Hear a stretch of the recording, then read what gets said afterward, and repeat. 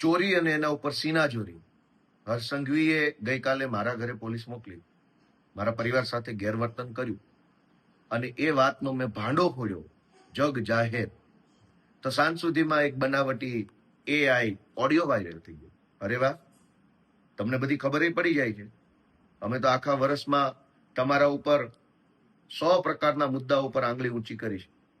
અમે તમારા વિરુદ્ધમાં કીધું કે તમે ડ્રગ્સના કારોબારની અંદર તમારી આખી પાર્ટી સંડોવાયેલી છે. કેમ અમારો ઓડિયો ના આવ્યો? અમે તો કીધું કે હર્ષ સંઘવી 8 પાસ છે, કેમ ઓડિયો ના આવ્યો મારો એમાં? અમે તો કીધું કે આ ડફોળ છે, કેમ ઓડિયો ના આવ્યો ડફોળ છે એવી વાતચીતની પુષ્ટિ કરતો? અમે તો કીધું કે દારૂના હપ્તા તમારા ભાજપવાળા કમાય છે, કેમ ઓડિયો ના આવ્યો?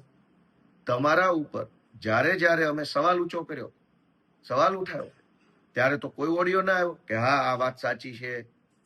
અને જ્યારે મેં એમ કીધું કે મારા પરિવારને હર્ષ સંઘવીએ પોલીસ મોકલીને હેરાન કરવાની કોશિશ કરી છે, તો સાંજે છેક એક બનાવટી ઓડિયો વાયરલ કરવામાં આવ્યો. કઈ વાંધો નહીં, કરો વાયરલ. જનતા બધું જ જાણે છે કે સાચું શું છે ને ખોટું શું છે. સાચી વાત તો એ છે કે અત્યાર સુધીમાં 100 કરતા પણ વધુ એફઆઈઆરો કરી અને હર્ષ સંઘવીએ આમ આદમી પાર્ટીના કાર્યકર્તાઓને જેલમાં પૂરવાનું કામ કર્યું. પણ કઈ વાંધો નહીં, અમે કોઈ તમારાથી ડરતા નથી કે અમે કોઈ તમારાથી કંઈ ભાગી જવાના નથી. તમારે અમારી ધરપકડ કરવી હોય તો આ ખુલ્લેઆમ જ ફરીએ છીએ, જ્યારે કરવી હોય ત્યારે કરી શકો છો. ડરપોક કઈ, અમે તમારા જેવા ડરપોક કે કાયર માણસ નથી. અમે તો લડનારા હિંમતવાન માણસો છીએ. ગઈકાલે જે કૃત્ય કર્યું એ કૃત્ય અત્યંત નિમ્ન કક્ષાનું હતું, અત્યંત જઘન્ય પ્રકારનું કહી શકાય. અને ચોરી ઉપરથી સીનાચોરી, કે એક તો મારા પરિવારને હેરાન કરવા, ધાકધમકી કરાવવા માટે તમે પોલીસ મોકલો છો અને ઉપરથી પાછો ઓડિયો બનાવવાનો. અને ઓડિયો પણ 8 પાસ ને છાજે એવો ઓડિયો છે.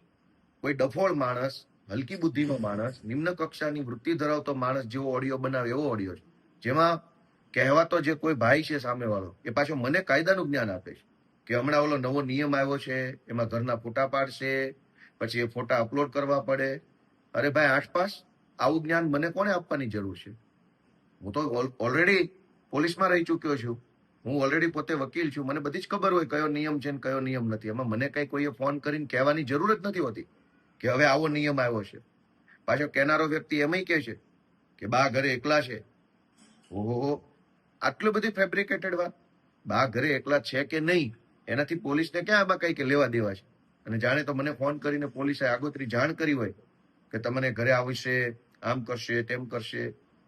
એટલે આખો આ બનાવટી ઓડિયો, અને દુઃખની બાબત તો એ છે કે આવો ઓડિયો જે બનાવવામાં આવ્યો છે એ ઓડિયો બનાવનારા લોકોને પણ બુદ્ધિ નથી કે આની અંદર જે કાંઈ વાતચીત એને સામેલ કરી છે, એ જે મેં મુદ્દા ઉઠાવ્યા, મેં એમ કીધું કે હર્ષ સંઘવીએ આટલી પ્રકારે દાદાગીરી કરી છે, જાણે કે એનો ભાજપ ખુલાસો કરતું હોય એ ખુલાસા ટાઈપનું અંદર ચર્ચા જોડવામાં આવી છે. એટલે આ આખી બનાવટી વાત જે છે ચૂંટણી ટાણે આવી છે. અમે તો કહીએ છીએ કે હર્ષ સંઘવીના આવ્યા પછી ગુજરાતમાં ડ્રગ્સનો વેપાર વધ્યો છે. બનાવો એનો પણ એક ઓડિયો, ગોપાલ અને કોઈ ભાજપના નેતા વચ્ચેનો, અને કરો વાતચીત કે ભાજપના નેતા પૈસા કેટલા લે છે અને ગોપાલભાઈને એ જાણ કરે છે એવો. અમે તો એમ કહીએ છીએ કે તમારા આવ્યા પછી, હર્ષ સંઘવીના આવ્યા પછી ગુંડાઓ, બુટલેગરો પોલીસને દોડાવીને મારે છે. પાટણમાં માર માર્યો, અમદાવાદમાં માર માર્યો, રાજકોટમાં, અમદાવાદમાં, વટવા સાઈડે પોલીસની ગાડીઓ પર તલવારો મારી હતી. પોલીસને ગુંડાઓ મારી લેવામાં સહેજે શરમાતા નથી સંઘવીના આવ્યા પછી. તો એનો એક ઓડિયો બનાવો ગોપાલ અને કોઈ એસપી આઈપીએસ વચ્ચેનો કે અમને બહુ મારે છે ગોપાલભાઈ, આ સંઘવી આવ્યા પછી બહુ મારે છે અમને. તમારી ઉપર 100 સવાલ ઉઠાવ્યા છે, ત્યારે તમને ઓડિયો બનાવવાનું ના સૂઝ્યું. અને જ્યારે મેં એમ કીધું કે મારા પરિવારને હર્ષ સંઘવીએ ગાળો દેવડાવી, મારા પરિવાર ઉપર ધાકધમકી કરવાની કોશિશ કરી, ત્યાં તો ઓડિયો બનાવ્યો. અને કેટલાક હર્ષ સંઘવીની ટોળકીના સભ્યો દ્વારા સનસનીખેજ ભર્યા સમાચારની જેમ પ્રસારિત કરવામાં આવે. ભાઈ કોઈ સનસનીખેજ નથી. સનસની તો 2027માં સનસનીખેજ ભર્યા સમાચાર આવવાના છે. બ્રેકિંગ ન્યૂઝ 27માં આવવાના છે. સંઘવી જેલમાં જાય છે ને આમ આદમી પાર્ટીની સરકાર આવે છે. જય જય ગરવી ગુજરાત.